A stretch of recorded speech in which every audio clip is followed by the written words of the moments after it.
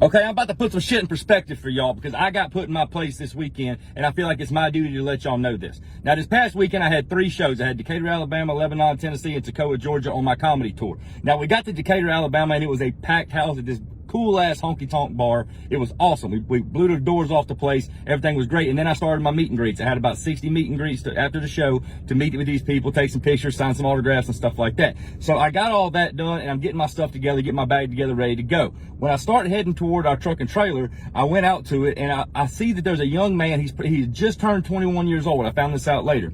And he's sitting there. He's been there for 2 hours after the show waiting to talk to me. Now, I wouldn't wait 2 hours after anything or 2 hours period to talk to me, but he did. So I owed him the respect to sit there and talk to him because obviously he has something very important to tell me. It just so happens that this 21-year-old, as soon as I walked up, I extended my hand and asked him what his name was and where he was from. He didn't want nothing to do with my handshake. He reached up and he hugged me as hard as he could. And I was like, man, what was that for? He told me, he said, man, look, I'm a veteran. I was overseas when them 13 soldiers died. I was there. I remember feeling absolutely helpless. And while we were over there, we watched your videos, and it gave us a little bit of hope that maybe somebody back home was still on our team. I said, buddy, you ain't ever got to worry about that or anybody that reps the Bass, Bucks, and Birds brand. We are always going to stand behind y'all. And he wouldn't stop hugging me. It was the longest hug of my life. And I was not ever going to tell him that I had to go. I would have stayed there all night talking to him. But it made me feel good because maybe I made a difference in a veteran's life because I owe them everything. Now, flash forward to Toccoa, Georgia. All right, we go over to Toccoa. We play the Ritz Theater. It is an amazing venue if you ever have a chance to go there. Sold out show, packed house, and I have 100 meet and greets after the show, which takes about 2 hours. I get done with the meet and greets, and I look over and I see my Uncle Ronnie. He travels with me at all times. He's always at the shows. And my Uncle Ronnie will talk to a fucking wall. He really will. I mean, it doesn't take a lot to entertain him. But I can see him and 2 people, a couple that are sitting across the theater from me, and they're just sitting there talking. And to hold my Uncle Ronnie's, like, concentration for any more than about 3 minutes is a feat in itself. But he's standing there talking to this couple for about 30 minutes. Now, I finished my 100 meet and greets. And I went to go backstage to go grab my bag. Ronnie tells me, he said, you hold the fuck on. I was like, whoa, what'd I do? He said, this man right here needs to talk to you. And for Uncle Ronnie to come and tell me that, I knew it was something important.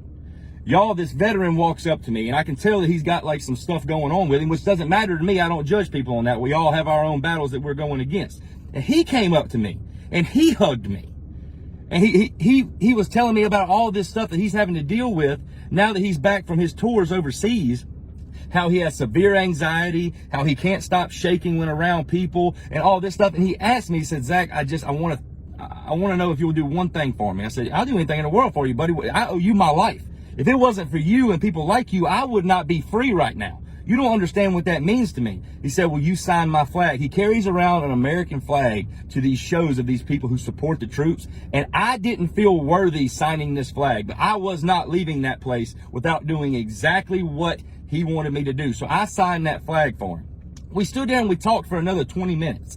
And the accomplishments that this man had accomplished in his life that will never be broadcasted, they'll never make the news stations or anything like that. It's absolutely insane.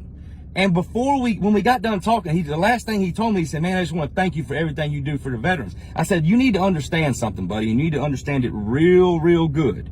There is nothing, and I mean absolutely nothing, in this whole world that can turn me against our military. I don't support them dipshits up there in office. I don't. I don't care if you do. I don't give a fuck if you like me or not. I do not support them. I think that they're absolutely clueless on what they're doing. But that will never deter me away from supporting our men and women in uniform, because here's the thing. I owe y'all more than I can ever give you. But to all my servicemen out there, overseas, back home, post, pre, whatever, if you haven't been deployed, it doesn't matter. I want you to hear it from my mouth that there is absolutely nothing that can deter me away from supporting you. And regardless of what you may think, there is a bunch of people who think the same way as I do. So to all my veterans out there, to all my active duty people, I want you to hear it from my mouth. Thank you. And no matter what goes on up in Washington, the American people and the country boy will always support you. Them 2 men that I got to meet this past weekend on my tour changed my life. And if I can get this contract signed about what I'm about to do, y'all are about to be really, really happy, because I'm going to give back and I'm going to help them veterans. And I'm going to help the active duty members as well. I love y'all. you see a veteran in line at McDonald's or something like that, it doesn't take much to say thank you. Just turn around and give them a thank you, buy them a hamburger. It means more to them than what you know. They need to be reminded of how much they mean to us. Because without them, this ain't America. Love y'all. She.